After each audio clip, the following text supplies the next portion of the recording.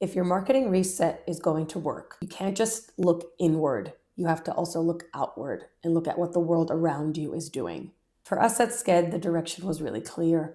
We knew that we wanted to move in a social first direction, move away from long form content that was really resource intensive to leveraging all of the content that we already had created and turning it into short form videos, carousels, and other content. As a social media management platform, of course, we also wanted to make sure that we were on socials, and that's where the first place that people found us when they thought of us. So building an online presence was really important in this new wave of our marketing strategy. My name is Gabby. I'm the head of growth here at Sked, and this is episode 3 of our Sked marketing revamp series. Today, we're going to talk about the competitor analysis and what tools we used internally to see what our competitors were doing. Were we all just shouting into the same echo chamber?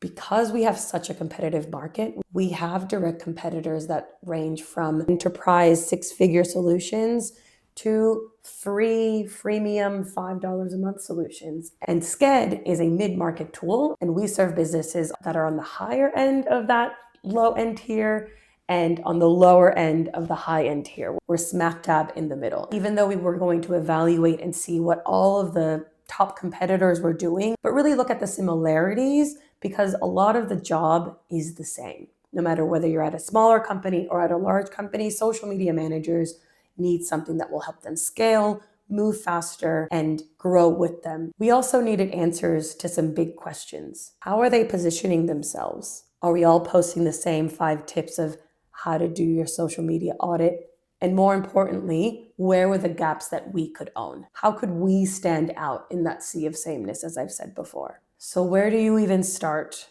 Well, thankfully, there's a couple of free tools if you didn't know that you could always leverage, and here's some paid ones as well. And spoiler alert, we did use our own tool, which I will actually be walking through what we pulled from and what insights we took. For paid ads, we looked at Meta and we looked at LinkedIn. That you can actually go search every single paid ad that your competitor is running in every region that they're running as well. And you can look at the different types of ads that they're doing, whether it's a video, whether it's static, whether it's an in-mail on LinkedIn as an example. And we saw a lot of commonality, which is good and bad because it's hard to set yourself apart when everyone is saying the same thing.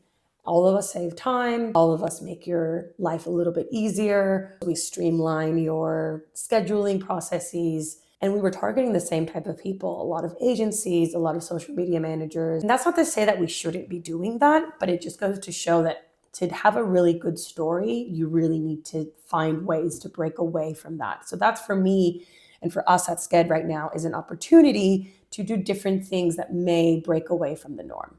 We also used a tool called Competitor App. Now, I'll share a screenshot of what this looks like below, but it's not very expensive, so I would highly encourage anyone that is doing some competitive analysis to give it a try. It essentially takes all of your competitors, you can drop in their URL and their socials, and it'll see how much traffic they're getting. It collates all of their ads from all of the different platforms, so you can then see what that message is, where they're being targeted, and how much content they're actually posting.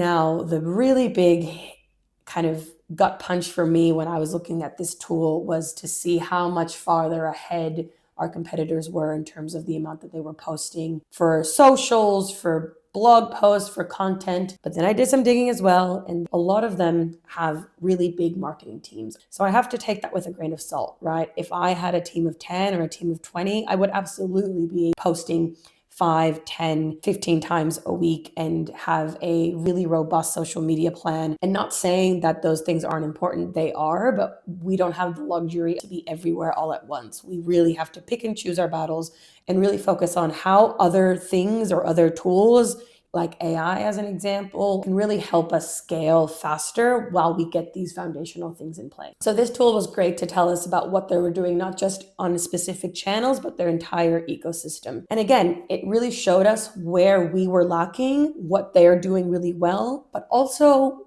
how we all sound the same and are saying the same things, which means that there's an opportunity for our brand and for our personality and for the community that we're building to really play a bigger role than what it has thus far. And finally, the last tool that we used was, of course, our own, which is our competitor analysis tool, which is part of our social listening suite. So one of the first things we wanted to benchmark was how we were doing on socials compared to our competitors. We did an 8-week analysis from the end of July to the end of August, and these are some of the insights that we uncovered. First and foremost, our followers. Now, follower growth is an interesting one to look at as a vanity metric because we want to see how the content that we're sharing is impacting that, right?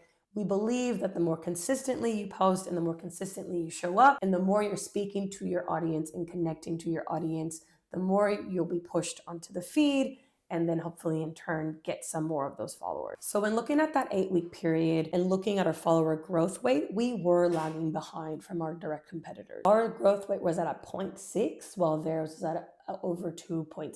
So a huge gap for us to close. We also used this as a good benchmark for where we wanted to be by the end of the year. Now, again, follower count or the number of followers isn't really the most important metric to us, but we still want to know that we are growing our accounts and growing them in the right way. We were currently at the time sitting at about right under 10K, and our goal for the end of the year is 15K. That would put us smack dab in the middle of our competitors. Our other goal was to increase our growth rate or our follower growth rate to at least 1%. The other area that we focused on was content and content mix. So we were posting a lot of carousels, and while those were actually quite valuable, they were also very time consuming to build. And maybe there were just other ways to build other assets that could be just as valuable. What we found was that over the course of those 8 weeks, we had actually improved significantly to our previous period. We have been posting more and more consistently as time has gone on. However, we are still pretty behind compared to the top, let's say, content posters in our space. We posted on average about 24 assets, let's say, between reels, images, and carousels, while our competitor was posting about 50 plus, so pretty much double. The other big insight that we saw was that they were really balanced between the different asset types. So the top competitors were posting a lot of carousels, yes, but they were also posting just as many videos. We saw that as a really big opportunity to improve our content mix and to add more variety into our feed. The last metric that we looked when it came to the content mix was around posting habits. Now, this metric was interesting because we actually post more than the average, but we were still lower than the top competitors. We were kind of in the middle range. The competitors that had the most content were actually posting at least once a day. Companies that had the higher engagement rate actually were posting more frequently with a more varied mix of content. We actually also dug into the content itself, and yes, there were a lot of similarities. A lot of them were posting very similar things, taking their long form content and turning them into digestible pieces or going off of trends that were happening in the social media world. And while that's important and that's something that we want to recognize, and that tells us that there's an opportunity to kind of create our own space. What is not being talked about in the social media space? What are some themes that we wish we saw in social media managers that we're not seeing? It really sheds some light that we really were not showing up as people and the people behind our company and the people behind our product to build that connection, to build that sense of community. That human element was missing. And again, posting for posting's sake is not a strategy. However, posting more to understand what your audience is resonating with is also a way to test. So all in all, doing a competitive analysis isn't about copying what works. It's about finding where you can be different and provide value and provide perspective. That's how you go from actually competing to hopefully winning. Now, I want to hear from you guys. What's your number one tip for doing a competitor analysis? Drop it in the comments below. See you next time.